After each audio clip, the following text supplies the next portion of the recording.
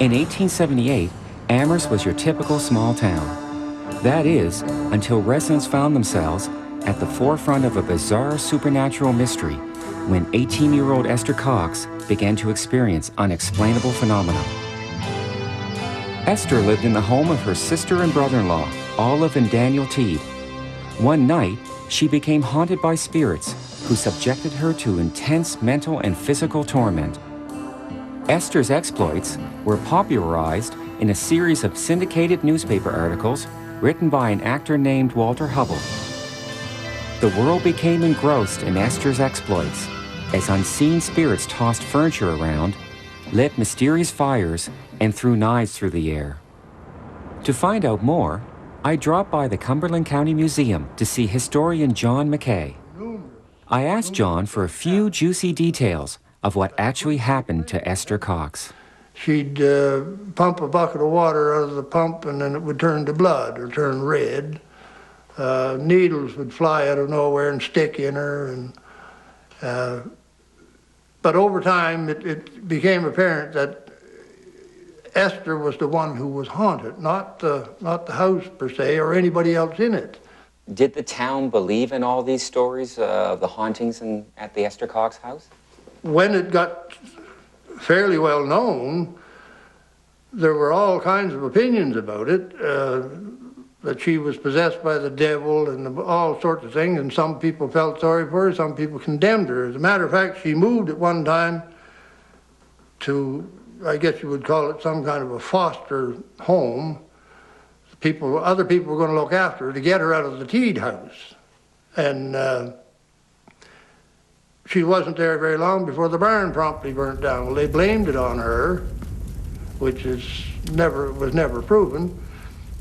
And they took her to court and she went to jail for 3 months. John was approached by a local theater company to build a model of the house where the phenomena occurred. Where was Esther Cox's bedroom?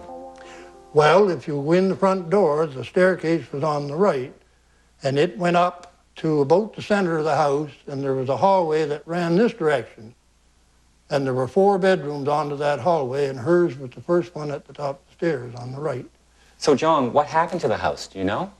Yes, the house was there until sometime after 1918, and the reason I know that is because my family, my mother's family, lived in the house. And they were there for a couple of years. As a matter of fact, my Aunt Bertha died in the house. And after that, the house was literally moved out of that site into another site on another street. Whatever happened to it, it's not there now. The story of the Great Amherst Mystery was dramatized in a popular play called Guilty by theater director Charlie Reindress. Charlie, great to meet you. I'm fine. Well, welcome to Live Bait Theater. Thanks. You want to come on inside? Oh, I'd love to, love to. So, Charlie, how did you first get interested in Esther Cox?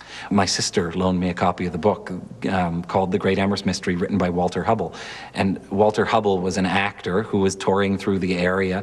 He was from Boston, I believe, and heard about the Great Amherst Mystery and decided he would write a book about it. And it was written in such a florid, theatrical style. It immediately made me think it could work well on stage with Walter Hubble as the narrator, bringing people into his theater to tell them the story of Esther Cox and the Great Amherst Mystery. What incidents from the Esther Cox story did you use in your play?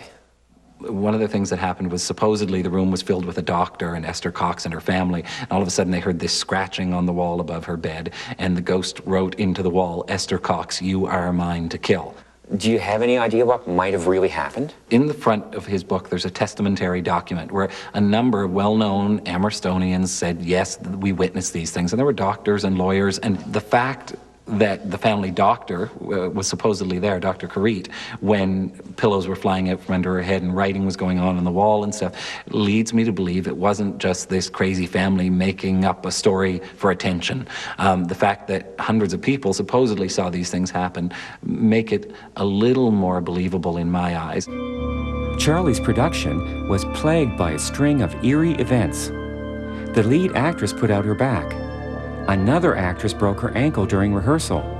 Then there were car accidents and dangerous falls.